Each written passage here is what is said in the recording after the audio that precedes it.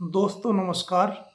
आज हम एक ऐसे इम्पोर्टेंट टॉपिक पर बात करेंगे जिससे इंडिया में हर दूसरा जो युवा है वो जूझ रहा है और वो है मोटापे की और ओवरवेट की समस्या। आप देखेंगे कि अपने आसपास भी ये समस्या कितनी विकट हो गई है।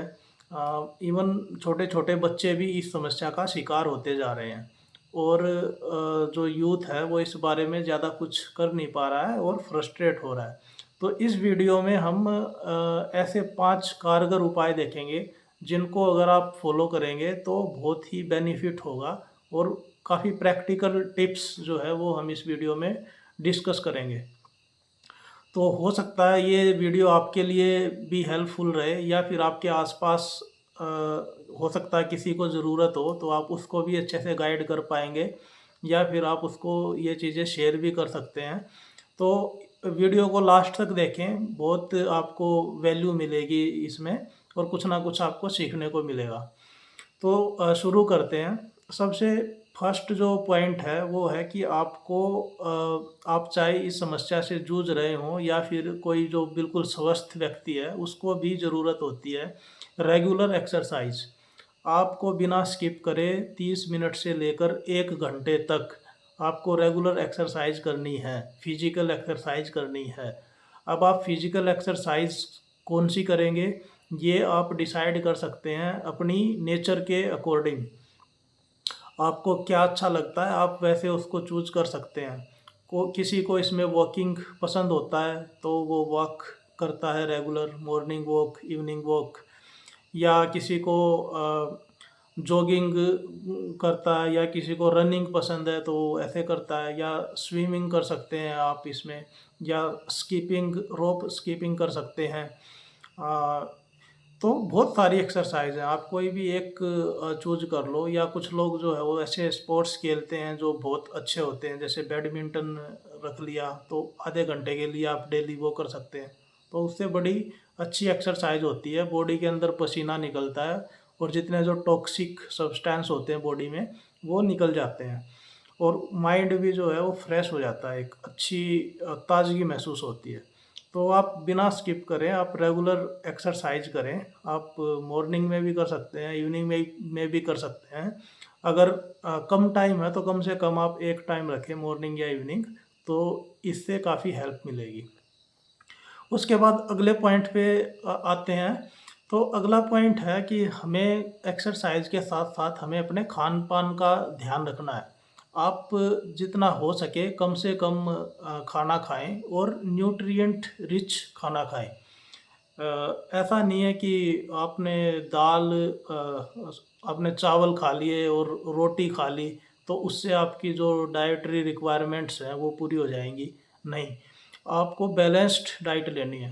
कार्बोहाइड्रेट्स और फैट आप जितना कम लेंगे उतना अच्छा है। आप कोशिश करें कि प्रोटीन आपके खाने में ज़्यादा हो, क्योंकि मसल ग्रोथ के लिए और बॉडी को फिट रखने के लिए, वेट लूज़ के लिए प्रोटीन का खाने में सफिशिएंट अमाउंट में होना बहुत ज़रूरी है। उसमें फाइबर भी होना चाहिए और उसमें जो है सफिशिएंट अमाउंट में वाटर भी आपको कंज्यूम करना है पूरे डे में। 2 से 3 लीटर पानी आपको पीना ही पीना है किसी भी हाल में, क्योंकि बॉडी में डिहाइड्रेशन होता है और वाटर के थ्रू जो है वो बहुत सारे टॉक्सिक सब्सटेंस जो है बॉडी से बाहर निकलते हैं। तो अपने खाने का ध्यान रखें और जो है एक बैलेंस्ड डाइट लें। अ, उसके बाद आप देखेंगे कि इसमें फिर हमें इसी से रिलेटेड ये है कि जो जंक फूड वगैरह होते हैं, जैसे कोल्ड ड्रिंक हो गई, चिप्स हो गए, इसमें बहुत ज़्यादा शुगर है या फिर सॉल्ट है, तो इन चीज़ों को हमें अवॉइड करना है। क्योंकि ये ऐसी चीज़ हैं इसकी हमें आदत लग जाती है, ख़ासकर बच्चों को, और हमारी बॉडी के लिए बहुत ही नुकसानदायक होता है। इसी में जैसे कुछ लोगों को पसंद होता है बाहर का खाना, स्ट्रीट फूड खाना पसंद होता है, तो उसकी साफ़-सफ़ाई, हाइजीन कैसा है और उसमें कितने जो ऐसे सब्सटेंस डाले हुए हैं जो हमारी बॉडी के लिए अच्छे नहीं हैं, तो आप उन चीज़ों पे गौर करेंगे तो देखेंगे कि इनको जितना कम खाओ उतना ही बेटर है। कभी-कभी आप खा सकते हैं, लेकिन इसको बहुत ज़्यादा अपने खाने में इंक्लूड ना करें। घर का बना हुआ आप सिंपल खाना खाएं, वो ज़्यादा अच्छा होता है। उसके बाद नेक्स्ट पॉइंट पे अगर हम मूव करें तो उसमें है कि आपको सफिशिएंट नींद लेना बहुत ज़रूरी है। आप जब भी सोते हैं तो आपकी बॉडी के लिए 6 से 7 घंटे की नींद बहुत ज़रूरी है। उससे आपका फिजिकल हेल्थ के लिए भी ज़रूरी है और मेंटल हेल्थ के लिए भी ज़रूरी है। तो जब भी आप सो रहे हैं उसके बाद 6 से 7 घंटे की नींद आप लें, उससे आप स्वस्थ रहेंगे। और जो भी आपने एक्सरसाइज करी है और बाकी जो पॉइंट्स हैं उनके साथ आपकी जो फिजिकल हेल्थ है और मेंटल हेल्थ है वो बहुत ही अच्छी रहेगी। तो नींद के साथ कॉम्प्रोमाइज़ ना करें। नेक्स्ट पॉइंट आता है कि जो नाइट में शाम के समय जो लोग हैं वो प्लान करते हैं कि अल्कोहल कंजम्पशन और फिर साथ में जो है वो लेट नाइट स्नैक्स लेते हैं। तो ये जो है वो बॉडी के लिए कई बार बड़ा ख़राब रिजल्ट प्रोड्यूस करता है। अल्कोहल तो इन जनरल भी शरीर के लिए नुकसानदायक है। तो आप अगर बहुत फ्रीक्वेंटली इस चीज़ को कर रहे हैं कि अल्कोहल और फिर साथ में उसके साथ जो अनहेल्दी स्नैक्स हैं आप वो खा रहे हैं, तो इससे बहुत ज़्यादा कई बार मोटापे की समस्या और डाइजेशन की समस्या ये चीज़ें इसमें आ जाती हैं। तो आप कोशिश करें कि इसको या तो अवॉइड करें या फिर जितना कम से कम हो सके आप उतना मिनिमाइज़ करें। क्योंकि ये चीज़ जो है वो आपकी ना बॉडी के लिए अच्छी है और ना आपकी मेंटल हेल्थ के लिए अच्छी है। तो इस पॉइंट का ख़ासकर ध्यान रखें। डिनर भी मैं तो ये कहूँगा कि जितना जल्दी आप निपटा सकें उतना जल्दी निपटाएँ। और डिनर को जितना हल्का रखेंगे, लाइट डिनर रखेंगे, उतना सही रहेगा। लोग गड़बड़ ये करते हैं कि वो डिनर को बड़ा हैवी रखते हैं, क्योंकि उसको मेन फूड माना जाता है। जबकि होना ये चाहिए कि आप ब्रेकफास्ट हैवी करें और दिन में जो खाना है लंच का वो आप अच्छा खा सकते हैं। डिनर जो है वो लाइट रखेंगे तो आप जल्दी पचेगा और बॉडी को कम मेहनत करनी पड़ेगी और रात को नींद भी अच्छी आती है। तो ये चीज़ें आपस में इंटर रिलेटेड हैं और कहीं ना कहीं आपके वेट लूज़ करने के और फिट रहने के लिए बहुत ज़रूरी है। उसके बाद एक पॉइंट जो आता है वो ये है कि आप बीच बीच में जब भी आप कर सकते हैं, आप फास्टिंग करें।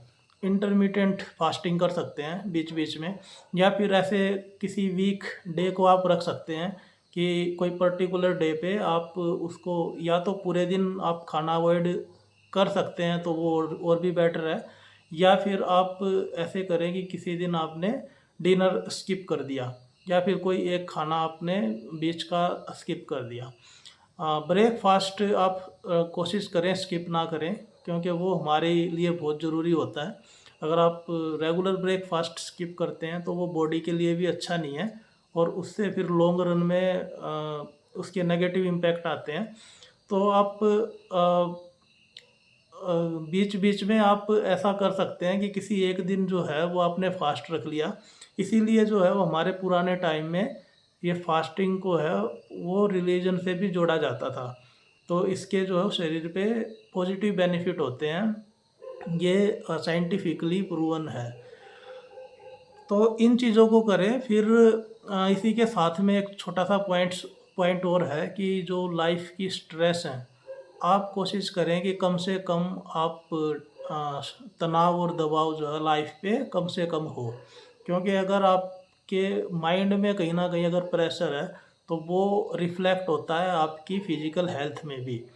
तो अगर आप फिज़िकली फिट हैं तो मेंटल हेल्थ आपकी सही रहती है, और अगर आप मेंटली फिट हैं तो वो फिज़िकल हेल्थ को भी सही रखने में हेल्प करता है। ये दोनों जो है वो आपस में इंटरमिंगल्ड होते हैं। फिज़िकल हेल्थ और मेंटल हेल्थ दोनों एक दूसरे के साथ मिल के चलते हैं। तो ये पॉइंट्स हमने डिस्कस करे हैं, आप इनका ध्यान रखें तो आपकी जो हेल्थ है वो एकदम सही रहेगी और आप ओवरवेट वाली समस्या से छुटकारा पा सकते हैं। बाकी अगर और कोई पॉइंट्स आपके माइंड में आ रहा हो तो आप कमेंट में लिख सकते हैं। अगर कोई क्वेश्चन हो तो वो भी आप लिख सकते हैं। कोई सजेशन देना चाहें तो आप वेलकम है। बाकी मिलेंगे जल्दी ही नेक्स्ट वीडियो में, तब तक के लिए टेक केयर।